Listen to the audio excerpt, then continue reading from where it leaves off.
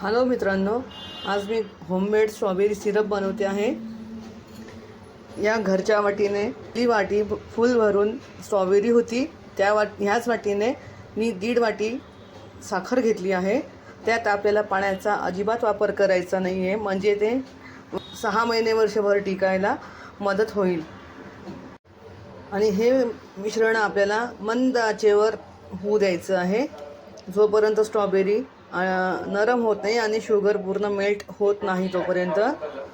त्यानंतर आपण हे सगळं गाळणीच्या साहित्याने गाळून घेणार आहोत। एकदम स्मूथ पेस्ट तयार करूया आपण याची।